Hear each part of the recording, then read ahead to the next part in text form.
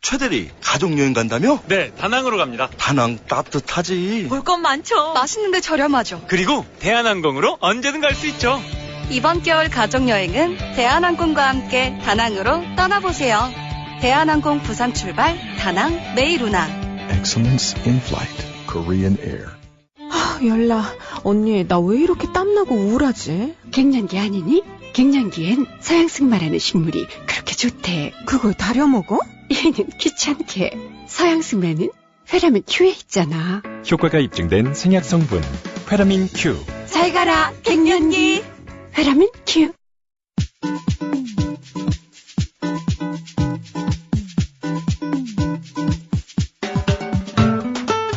법에 비추어 본 세상 사는 법 이어갑니다. 빈정민 변호사와 함께하죠. 전화 연결합니다. 변호사님 안녕하세요. 네, 안녕하세요. 예, 오늘은 어떤 얘기 좀 나눠볼까요? 네, 우리 사회에 큰 파문을 일으킨 사건이 한두 건이 아니지만 네. 있는데요. 네, 바로 한국 미래기술 회장 양진호 사건입니다.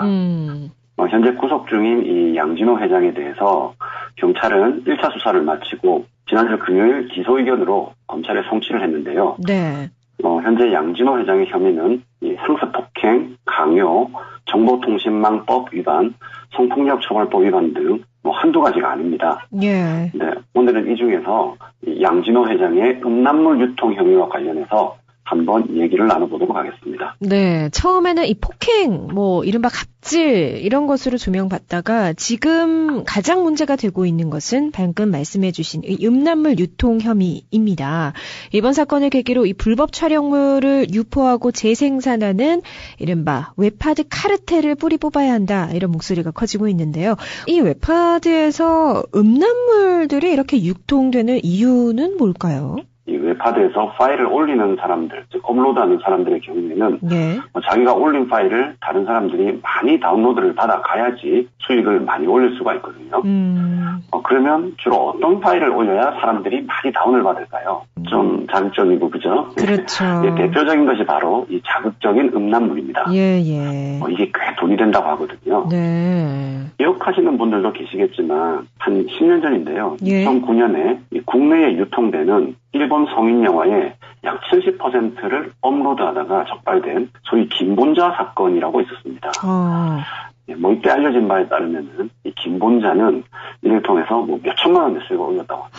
그렇군요. 그러니까 이른바 헤비 업로더들 이렇게 네, 불리기도 하죠. 자, 그러면 이번에 이 양진호 회장이 이른바 웹하드 카르텔에 관련한 음란물 유통에 대해서 지금 어떤 혐의를 받고 있는 거죠? 이 양진호 회장처럼 이 웹하드를 운영하는 사람은 앞서 말씀드린 음란물이 유통되지 않도록 필터링, 즉 이것이 검색되지 않도록 하고 또 상습적으로 음란물을 올리는 소위 헤비 업로드 등에 대해서 이런 음란물을 삭제를 하거나 또 이들에 대해서 수사기관에 신고를 하는 등 감독을 해야 할 의무가 있습니다. 네네. 그런데 이번에 밝혀진 바에 따르면요, 양 회장은 이렇게 감독하고 신고를 하기는커녕 오히려 이런 음란물을 올리는 헤비 업로더들을 관리하면서 이러한 음란물이 유통되도록 조장을 한 혐의로 수사를 받고 있습니다. 네네. 네, 이 음란물을 많이 올린 업로더들을 우수회원으로 선정해서 인센티브를 제공했는데 이 과정에서 2억 원 넘게 수익을 올린 회원도 있다고 합니다. 그래요. 그리고 이제 음란물이 올라오는 것을 필터링, 즉 차단을 해야 되는데 이 양 회장은 이러한 필터링 회행은 제3의 업체까지 본인이 소유를 하면서 사실상 필터링을 전혀 하지 않았다고 하고요. 네네. 그러다 보니 이제 이 양 회장이 운영하는 이 웹하드 업체에 음란물이 굉장히 많이 나온다. 이런 소문을 듣고 사람들이 많이 몰려들었고요. 이를 통해서 이 양 회장은 엄청난 부를 축적하게 된 것이라고 합니다. 네, 경찰 발표에 따르면요, 이 양 회장은 2013년 12월부터 최근까지 불법 촬영된 음란물 등 5만 2천여 건과 저작권 영상 등 230여 건을 불법으로 유포를 해서 이것만 가지고 약 70억 원의 부당이득을 취한 혐의를 받고 있습니다. 70억 원. 이거 정말, 70억 원. 불법 촬영물을 촬영하는 것에 대해서 이 처벌 수위 높여야 한다, 이런 목소리는 끊임없이 계속 나오고 있습니다. 이를 유포하는 경우에는 지금 처벌 수위는 어떤가요? 네, 이번에 국정감사 과정에서 밝혀진 바에 따르면요. 예. 예, 카메라 등 이용 촬영 범죄, 일명 이 몰래 카메라 범죄의 경우에 지난 5년간 총 3만 719건이 발생을 했고요. 네. 지난해인 2017년의 경우에만 6,465건이 발생을 했습니다. 그런데 검거 인원 중에 구속된 비율은 2%대에 불과했습니다. 그리고 그 처벌도 벌금형이 대부분일 정도로 처벌 수위가 매우 낮은 그런 상황입니다. 아, 그렇군요. 그러니까 우리나라에서는 이 음란물 유포 혹은 업로드에 대해서 이 범죄라는 걸 잘 인식을 하지 못하거나 혹은 심각한 범죄가 아니다 이렇게 생각하는 인식들이 좀 많은 것 같은데 처벌 수위가 너무 낮아서 그런 거 아닐까요? 네, 뭐 좀 그런 부분이 분명히 있는데요. 예. 저희가 조사해본 바에 따르면 몰카 범죄가 대부분 20대나 30대의 젊은 친구들에 의해서 많이 저질러집니다. 네네. 근데 이제 이런 젊은 사람들은 초범, 즉 과거에 전과가 없는 경우가 대부분이거든요. 예, 예. 그러니까 소위 초범이다 보니 그게 양형에 이제 반영이 되는 경우가 많고요.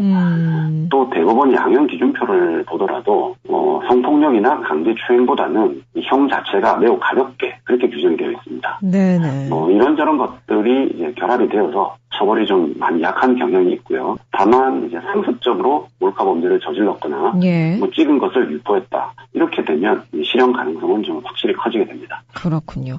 자, 그러면 지금 현행법상 음란물을 다운로드 받았을 경우에는 어떤가요, 변호사님? 그건 따로 처벌받지 않나요? 네, 사실 다운로드 받는 경우는 처벌을 하지 않습니다. 예, 그리고 업로드, 즉 동영상을 올리는 경우에는 처벌이 되는데요. 다만 다운로드 받는 경우에도 처벌되는 경우가 있기는 한데 예. 그것은 바로 아동이나 청소년이 등장하는 음란물을 다운받았을 경우입니다. 즉 제목이나 이런 게 있죠, 동영상에. 네. 제목이나 이 소개 영상 등으로 그것이 아동이나 청소년이 등장하는 것을 알고도 다운을 받았다면 네. 아동청소년법, 일명 아청법 위반으로 처벌이 됩니다. 그렇군요. 자, 이 웹하드 업체 사실상 불법 음란물을 유포하고 또 방조했는데 이 웹하드 업체에 의무적으로 말씀하신 대로 이런 불법 촬영물 영상을 필터링하는 거 설치하고 또 신고 들어가면 즉시 삭제하는 거 이거 좀 강제할 수는 없나요? 네, 그렇지 않아도 이번 사건을 계기로 우리 정부도 웹하드 업체에 대해 제재를 강화하겠다 이렇게 밝히고 있는데요. 예. 방송통신위원회는 음란물 유통 사업자가 필터링 등 기술적 조치를 하지 않은 경우에 부과되는 과태료를 현행 2천만 원입니다. 예. 그래서 이제 3천만 원으로 올리기로 했고요. 그리고 부당하게 얻은 이익의 경우에는 매출액의 최고 3%까지 이 부과, 회수하는 방안을 검토 중이라고 합니다. 그리고 또 한 가지가 양 회장의 재산 규모가 1,000억 원대를 훌쩍 뛰어넘는다. 이렇게 보도되고 있는데 방금 말씀하신 것 중에서도 부당이득이 70억 원 정도 된다. 이런 사실도 있고 웹하드를 통한 이 범죄 수익금이 상당 부분 포함됐을 것 같습니다. 범죄 수익을 몰수할 수는 없습니까? 네, 정보통신망법상 이제 음란물의 경우에는 실형이 확정됐을 경우에는 몰수 추징의 대상이 됩니다만은 예. 이 몰카의 경우에는 현행법상 기소 전에는 몰수 추징 대상이 되지 않습니다. 좀 법의 허점이 좀 있습니다. 예. 그래서 현재 경찰 측에서는 관련 부처와 협의를 해서 이와 관련된 법 개정을 추진 중이라고 합니다. 말씀하신 대로 이런 부분은 좀 허점이 보입니다. 좀 입법으로 보완해야 될 부분이 많은데요. 법적이나 제도적으로 좀 개선이 필요해 보이죠? 네, 그렇습니다. 아까 앞서 웹하드 카르텔이라는 말씀을 해주셨는데요. 네. 현재 알려진 바에 따르면 양 회장의 경우는 아까 말씀드린 것처럼 웹하드 업체를 소유하면서 불법 촬영 음란물이나 몰카 등을 많이 올리는 헤비 업로더들에게 인센티브를 줘서 이를 독려해서 돈을 벌고요. 또 그렇게 보면 이 영상에 등장한 피해자가 있겠죠. 그렇죠. 그러면 이 피해자가 업체에 말해서 삭제를 요청하면은 예. 삭제를 해주겠다는 명목으로 또 돈을 받고요. 삭제 업체를 양 회장이 소유를 하고 있었다고 합니다. 네네. 삭제해주겠다는 명목으로 또 돈을 벌고요. 그러면서 삭제를 제대로 하지 않고 좀 잠잠해지면 이름만 바꿔서 다시 유통을 시켰고요.